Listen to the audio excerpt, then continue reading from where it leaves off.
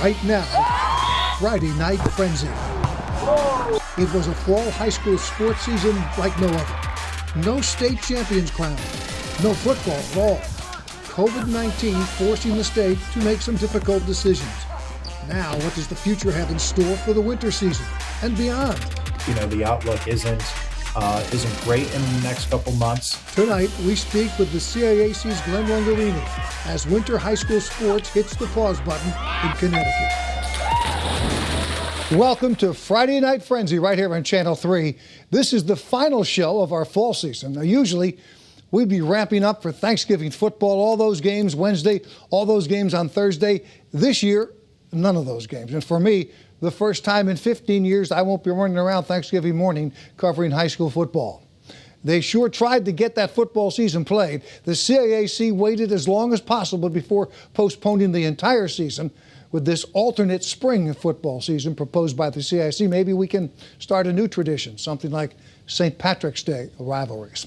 We're going to end our fall FNF season the way we started it, with CIAC Executive Director Glenn Lungarini. Glenn, thanks for joining us tonight. I'm glad you're with us. Good evening, Joe. Pleasure to be here with you again. So here we were, I'm going to say 7 weeks ago when we did our first show, you and I, and the hope for the CIAC was 6 weeks, 12 games, and maybe a couple of more after that for some champions to be decided in leagues. And to my knowledge, I mean, there were a couple of games I know that were postponed along the way, but to my knowledge, you guys pretty much aced that. Yeah, Joe, the fall season was really outstanding. We had just over 30,000 athletes compete in the sports that we were able to run, including the low to moderate risk football activities that participated. Our kids had great experiences. Our hats off to the athletic directors and coaches in schools who did a great job following the mitigating strategies and protocols and just gave incredible experiences to those kids. I want to talk a little bit about the numbers that you mentioned on your news conference on Tuesday. And you talked about exposure rates and COVID numbers related to playing sports. And I was astonished at how little contact there really was, or how little exposure there was actually playing sports.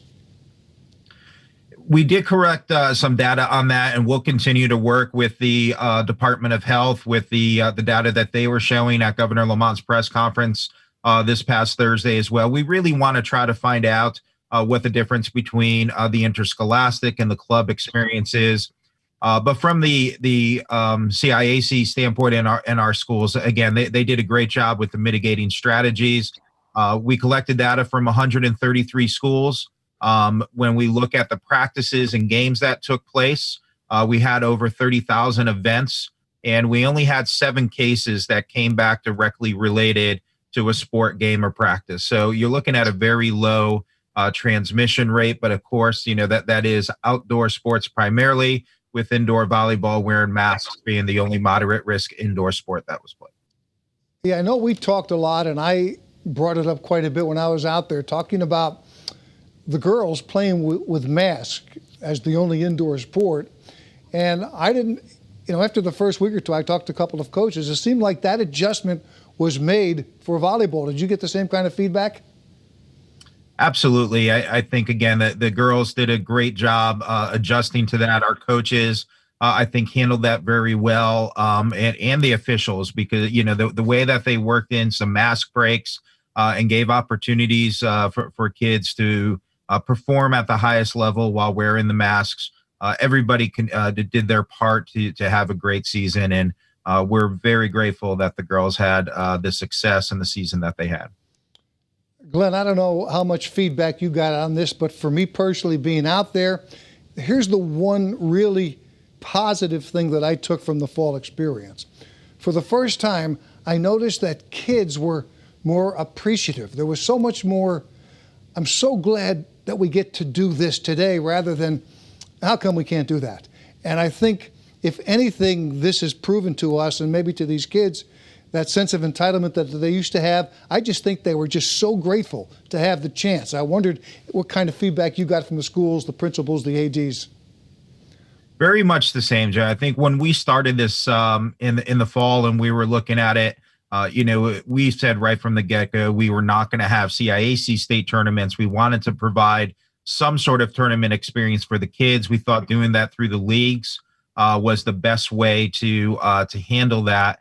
But the kids themselves, I think we're just happy to go out and play, and we're seeing the same thing in the winter. I think there's an understanding of the numbers of where they are right now, but we're hearing that, kind of same thing from the kids and the coaches right now, that they understand, but they're hopeful that we'll have a season. And we're optimistic that January 19th date is a realistic date. Yeah, I'm glad you talked about that. We're going to come back after this break and move forward, talk about winter, after that spring, some of the things that maybe you'll learn from fall outdoor sports that you'll be able to put into place.